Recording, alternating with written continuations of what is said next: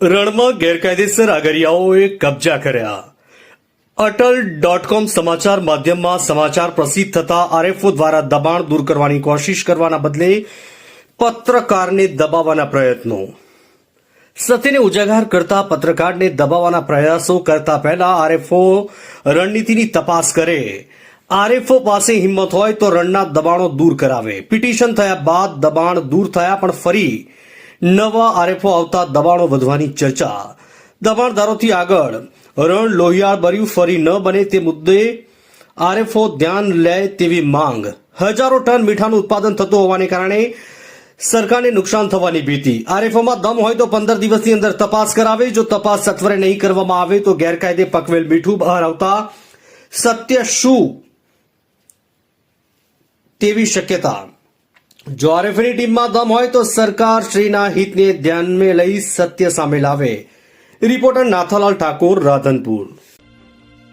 નહીં, મેં એવું કીધું હતું તમે કંઈક સ્પષ્ટીકરણ કરીને લખો અંદર ડાયરેક્ટ. એટલે એમ નહીં, તમે તો જવાબદાર અધિકારી છો, તમે કર્મચારી છો, આટલું બધું ન્યૂઝમાં આવે છે તો તમે કેમ તપાસ નથી કરતા? તપાસ ચાલુ છે ને અમારે ક્યાં ભાઈ? એટલે ક્યારે ચાલુ છે? તમે આવો કે કેટલી જગ્યાએ જોવે છે આવા અગરિયાઓ? 200 થી ઉપર જોવે છે તમારે? હા, 200 થી વધારે ગેરકાયદેસર આવા દબાણો હોય એવા જોવે છે. તમે આવો રૂબરૂ, અમે આવીએ. હા તો આવીશું અમે, બરોબર ને? ક્યારે આવશો બોલો? અમારો ટાઈમ છે, આપશું તપાસ. એટલે પછી તો 15 દિવસમાં આમનું બધું પૂરું થઈ જાય છે, પછી તો તમારો ટાઈમ નીકળી જવાનો ને. રોજ સ્ટાફ ફિલ્ડમાં જ હોય છે હો. પણ તો પછી છેલ્લે તમે પંચનામું ક્યારે કર્યું એ કોઈ કહેશો તમે? અમારો સ્ટાફ રોજ ફિલ્ડમાં જ હોય. ભલે ફિલ્ડમાં શું કાર્યવાહી શું કરે તમારો જે સ્ટાફ છે? એ કાર્યવાહી તો કઈ કરતો હશે ને? એટલે શું કરે છે કાર્યવાહી? આમ દબાવવાની વાતો નહીં કરવાની. દબાવવાની ભાઈ વાત જ નથી. તમે દબાવવાની વાતો કરો છો કે નોટિસ આપી છું એટલે કોને નોટિસ આપવાની વાત છે? સ્પષ્ટ તમારી રીતે મેં કીધું થોડોક પુષ્ટિ કરીને પછી કહો. એટલે પુષ્ટિ તો જુઓ, તમને કહું, અખિલ ભારત હિન્દુ મહાસભાના પેલા લેટર પેડ ઉપર એ સંગઠને તમને અરજી મોકલી છે ત્યાં, બરોબર? આવા તો 2-4 પુરાવા છે કે લેખિતમાં તમને રજૂઆત કરી હોય છતાં પણ કર્યું નથી તમે.